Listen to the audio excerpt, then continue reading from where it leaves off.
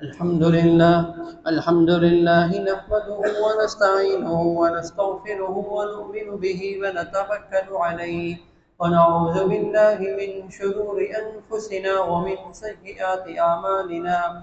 من يهده الله فلا مضل له ومن يضلله فلا هادي له، ونشهد أن لا إله إلا الله وحده لا شريك له، ونشهد أن سيدنا وسندنا ومولانا محمدا عبده ورسوله صلى الله تعالى عليه وعلى آله وأصحابه وبارك وسلم تسليما كثيرا كثيرا.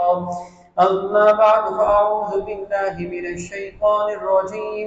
بسم الله الرحمن الرحيم. إنما أموالكم وأولادكم فتنة والله عنده أجر عظيم.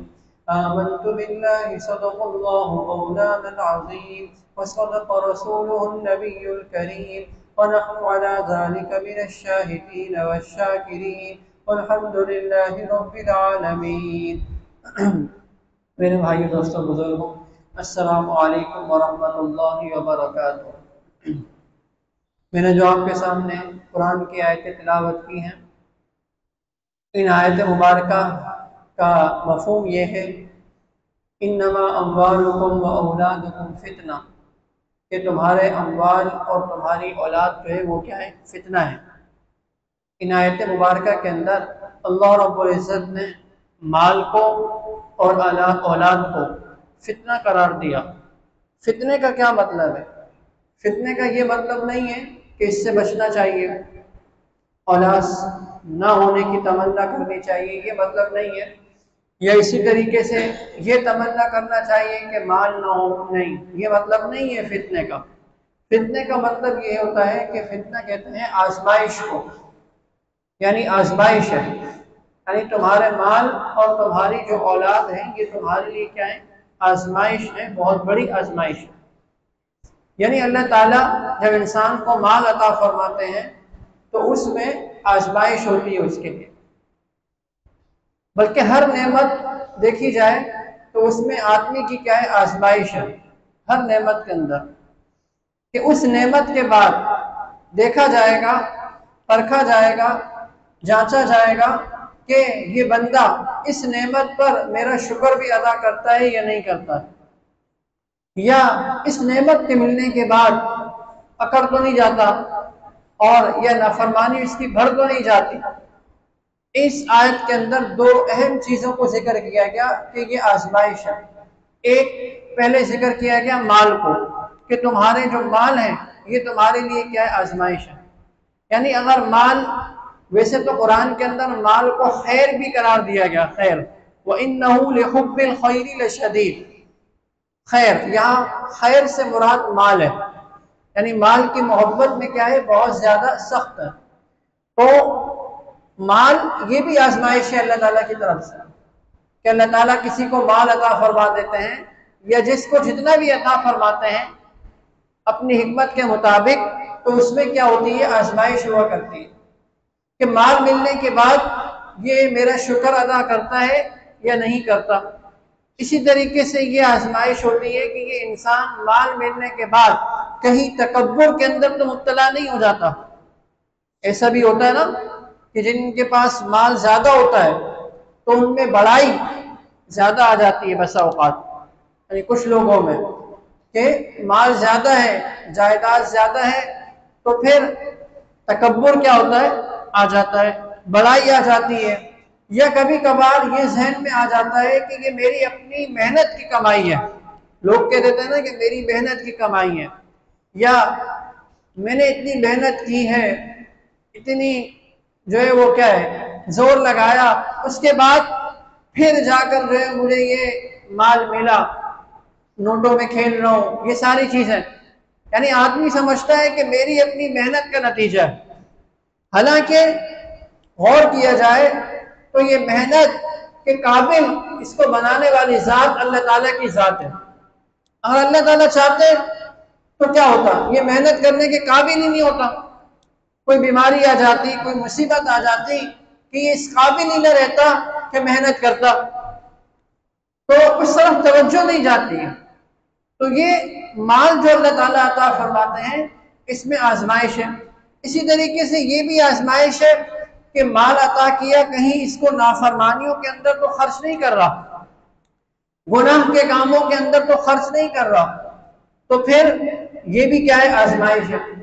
بس اوقات آدمی یہ سمجھتا ہے کہ میں نافرمانیوں کے اندر خرچ کرتا چلا جا رہا ہوں، کرتا چلا جا رہا ہوں، مال بڑھتا چلا جا رہا ہے، بڑھتا چلا جا رہا ہے، تو یاد رکھیے یہ آزمائش ہے، یہ اللہ تعالیٰ کی طرف سے کیا ہے؟ ڈھیل ہے، اور کبھی بھی اللہ تعالیٰ کی طرف سے پکڑ آ سکتی ہے، کبھی بھی اللہ تعالیٰ اس مال کو چھیننا چاہیں تو چھین سکتے ہیں، کبھی بھی اللہ تعالیٰ اس مال کے اوپر کوئی مصیبت، کوئی آفت لانا چاہیں تو لا سکتے ہیں۔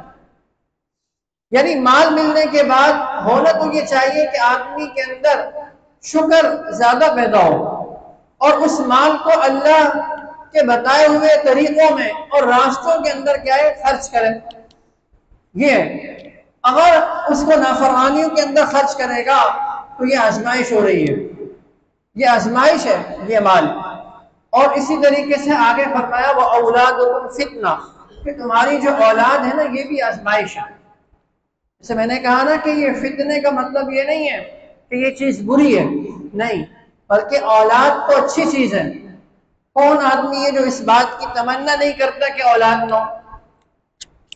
بلکہ جن کی اولاد نہیں ہے ان سے پوچھا جائے کہ یہ نعمت اور یہ دولت کتنی بڑی ہے اور کتنی ضروری ہے، یعنی اس لوگوں سے اس کی قدر معلوم کی جائے کہ جن کو اللہ تعالیٰ کی طرف سے حکمت کے طور پر ابھی تک اولاد نہیں ملی اور وہ اس نعمت سے کیا ہے؟ دور ہے، تو ان سے اس کی قدر معلوم کی جائے۔ تو یہ جو اولاد ہے نا، فرمایا کہ یہ بھی آزمائش ہے، یعنی اس میں بھی تمہاری آزمائش کی جائے گی کہ اولاد کے ملنے کے بعد تم نے میرا شکر ادا کیا یا نہیں کیا۔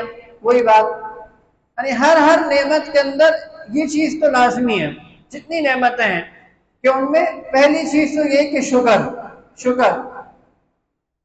تو اسی طریقے سے اولاد ملنے کے بعد بھی شکر ادا کیا یا نہیں کیا۔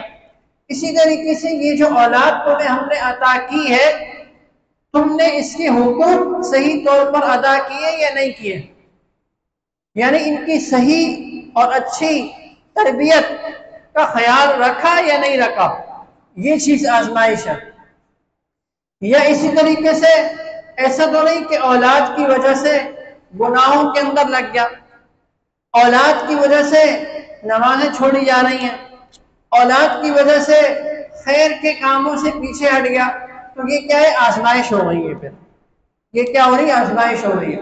اللہ کے نبی صلی اللہ علیہ وسلم کے بارے میں آتا ہے، ازواج مطہرات رضی اللہ تعالیٰ عنہ فرماتی ہیں، اس کا مفہوم یہ ہے کہ آپ صلی اللہ علیہ وسلم ہمارے درمیان باتیں کر رہے ہوتے تھے، یعنی گھر میں، اور ہنسی مذاق کی باتیں کر رہے ہوتے تھے، اور اسی طریقے سے دوسری باتیں کر رہے ہوتے تھے، لیکن جیسے ہی اذان کی آواز آتی اور نماز کا وقت ہو جاتا تو آپ صلی اللہ علیہ وسلم ایسے بن جاتے تھے جیسے ہمیں پہچانتے ہی نہ ہو، جیسے ہمیں پہچانتے ہی نہ ہو۔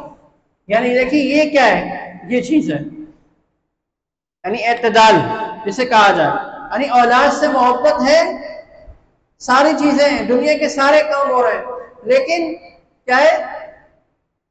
لیکن اعتدال کے ساتھ، یعنی یہی ہمیں سبق دیا جا رہا ہے کہ دنیا کے سارے کام جو جائز ہیں انہیں کرنے کی کیا ہے؟ اجازت ہے، لیکن جیسے ہی اللہ کا حکم آ جائے، اللہ کے نبی کا فرمان سامنے آ جائے، اور اگر اس کے خلاف ورزی کوئی ہو رہی ہو، اس کے خلاف معاملہ ہو رہا ہو، تو فوراً آدمی اس سے رک جائے۔ بچوں کے ساتھ کھیل رہے ہیں، ہنسی مذاق ہو رہا ہے، ٹھیک ہے، لیکن جیسے ہی نماز کا وقت آیا تو آزمائش ہے کہ تم نے ابھی نماز کی طرف متوجہ ہوئے یا ابھی بھی کھیل کود نہیں لگے وہ۔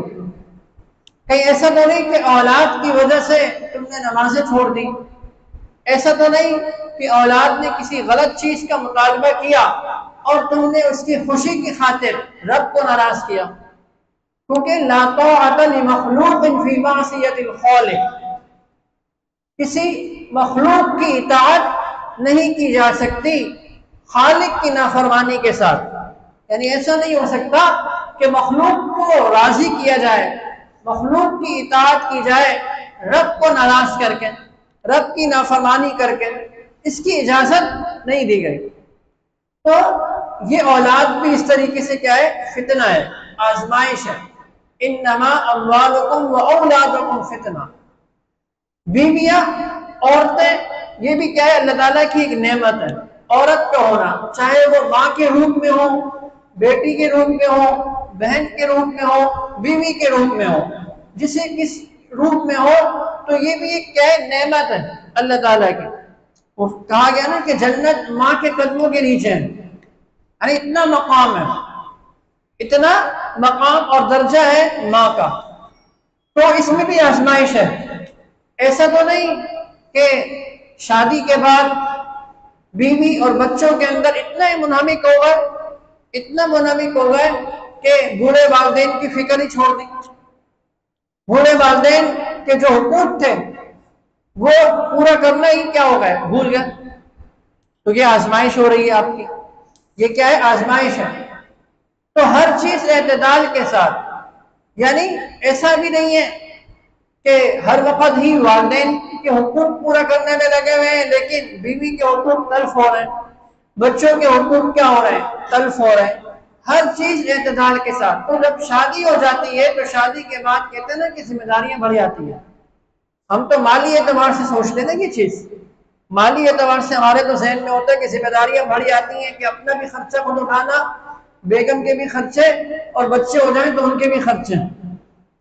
تو یہ ذمہ داریاں ہم مالی اعتبار سے سمجھتے ہیں، در حقیقت حقوق کے اعتبار سے بھی ذمہ داریاں بڑھ جاتی ہیں، حقوق کے اعتبار سے بھی ذمہ داریاں بڑھ جاتی ہیں، کہ جہاں آپ نے ایک طرف بیوی کے حقوق پورے کرنے ہیں، والدین کے حقوق پورے، وہاں ایک طرف دوسری طرف والدین کے حقوق